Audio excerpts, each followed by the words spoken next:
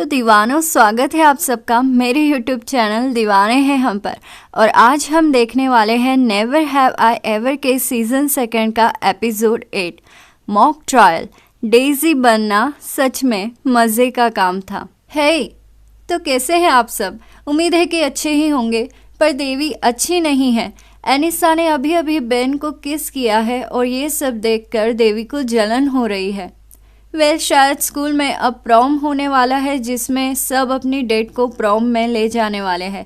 फेबियोला इव के साथ जा रही है और क्योंकि एलेनोर ने ओलिवर से ब्रेकअप कर लिया है वो मैल्कम के साथ जा रही है और एनिसा बेन के साथ। पर देवी तो बिल्कुल अकेली है। किसी भी लड़के ने उसे अभी तक डेट के लिए नहीं पूछा है। देवी नाराज़ मत हो। सिंगल होने में भी अपना एक अलग ही मज़ा है क्योंकि सिंगल पर कोई कभी भी अपनी मन मर्जियाँ नहीं थोप सकता। जैसा कि मैल्कम वो सबके सामने एलेनोर पर हुक्म चलाता है और बेचारी एलेनोर सब कुछ सह रही है। देवी और फेबियोला को ये बिल्कुल भी अच्छा नहीं लगा तो उन्होंने एलेनोर से कहा, एलेनोर हमें लगता है कि मैल्कम एक सही लड़का नहीं है। फिर एलेनोर कहती है, देखो ऐसा कुछ नहीं है, मैल्कम मेरे लिए बिल्कुल सही है। तुम लोगों को ज़रूर कोई गलत फहमी हो गई है।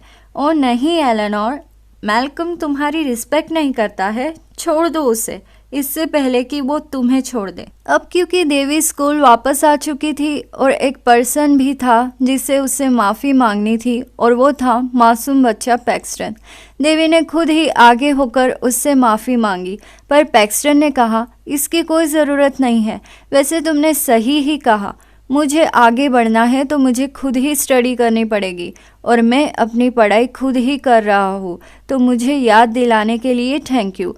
जाने भी दो देवी, ये तो कुछ ज़्यादा ही भाव खा रहा है। चलो इस चक्कर से तो बचे, तुम्हें इसे रोज़ रोज़ पढ़ाना तो नहीं पड़ेगा। चलो जान छुट्टी। लेकिन शायद अभी नहीं। प्रोफेसर कुलकर्णी एक ड्रामा करवाना चाहते थे जिसमें एनिसा, बेन और देवी एक टीम है, वहीं दूसरी ओर फेबियोला, पैक्सटन और मैल्कम एक टीम है। ये एक क्राइम ड्रामा है तो इसमें होगी दो वकीलों के बीच बहस अपने क्लाइंट को बचाने के लिए और इसीलिए करना पड़ेगा पूरे केस को स्टडी। जब देवी ने इस केस पर स्टडी करने की कोशिश की तो तब वो फोकस नहीं कर पा रही थी क्योंकि बेन और एनिसा एक दूसरे को गुदगुली कर रहे थे।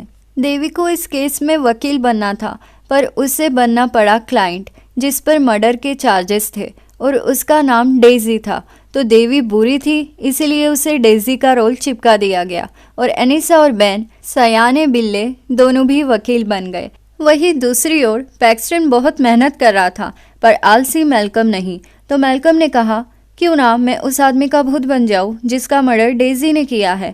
बेचारे फेबियोला और पैक्सटन वो कहते भी क्या, इसीलिए वो मैल्कम को हाँ कह देते हैं और फिर मैल्कम अपना फ़ोन वही छोड़कर भूत बनने की प्रैक्टिस करने के लिए चला जाता है। फिर उसके मोबाइल पर किसी लड़की का मैसेज आता है और फेबियोला ये देखकर शॉक हो जाती है कि ये एलेनोर को चीट कर रहा है।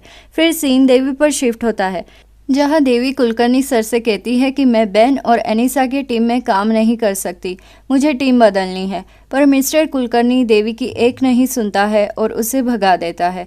फिर उसके बाद फेबियोला देवी को बताती है कि मैल्कम एलेनोर को चीट कर रहा है और यही बात फिर वो दोनों एलेनोर को बताते हैं और उसे संभालते भी है। फिर शुरू होता है कोर्ट वाला ड्रामा जिसमें पैक्सटन दूसरे दल का वकील होता है और डेज़ी को कातिल बताते हुए वो अपनी सफाई पेश करता है। फिर डेज़ी का वकील यानी कि बेन अपनी सफाई पेश करता है। फिर पैक्सटन की साथी फेबियोला अपनी सफाई पेश करती है और जब अनीसा की बारी आती है तब वो सब खराबा कर देती है जिस वजह से बेन की टीम हार जाती है और पैक्सटन की टीम जीत जाती है।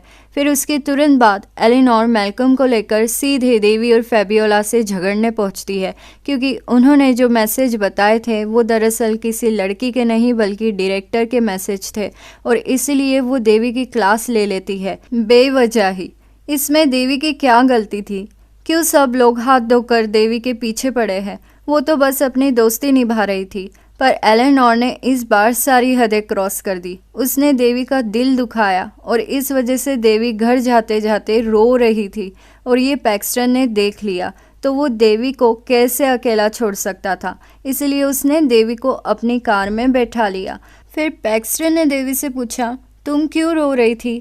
तो देवी ने कहा, मेरा एलेनोर से झगड़ा हो गया। ये सुनकर पैक्सटन ने कहा, आजकल काफ़ी लोगों से झगड़ा हो रहा है तुम्हारा। OMG, ये तो टॉन्ट था, पर देवी ने कुछ नहीं कहा। उसने फिर से पैक्सटन से माफ़ी मांगी और जीतने के लिए कांग्रेस भी किया। तो पैक्सटन पिघल गया। उसने देवी से कहा, ये सब तुम्हारी एडवाइस फॉलो करने से ही हो रहा है, पर ये जीत मेरी वजह से नहीं थी, फेबियोला की वजह से थी। लगता है पैक्सटन देवी पर नहीं बल्कि मेहनत करने पर भी अच्छा फल नहीं मिलने पर नाराज़ था। तो देवी ने उसे समझाया, पैक्सटन तुमने मेहनत की, पर मुझे नहीं लगता तुमने पूरी मेहनत की। तुम्हें थोड़ा और काम करना चाहिए ताकि तुम सर की नज़रों में आ सको। फिर बातों ही बातों में देवी का घर आ जाता है। और ये क्या, पैक्सटन ने देवी की मॉम को एक कार में देखा, वो भी डॉक्टर क्रिस के साथ। वेल पैक्सटन, क्या ये बात तुम देवी से छिपा नहीं सकते? तुम्हें तो पता है ना कि देवी साइको है, उसे पता चला तो वो हंगामा कर देगी। रुको पैक्सटन, नहीं, रुको। अरे नहीं, इसने तो देवी को बता दिया और अब तो देवी ने भी अपनी मॉम को देख लिया। तो इसी के साथ एपिसोड 8 यहीं पर फिनिश होता है और जल्द मुलाकात होगी एपिसोड नंबर 9 में। लाइक शेयर सब्सक्राइब कर दो, अच्छे लगे हम तो मानो इतनी सी बात, दीवाने हो तुम तो। लाइक शेयर सब्सक्राइब कर दो, अच्छे लगे हम तो मानो इतनी सी बात, दीवाने हो तुम तो। अलविदा दीवानों, जल्द मुलाकात होगी अगले एपिसोड में।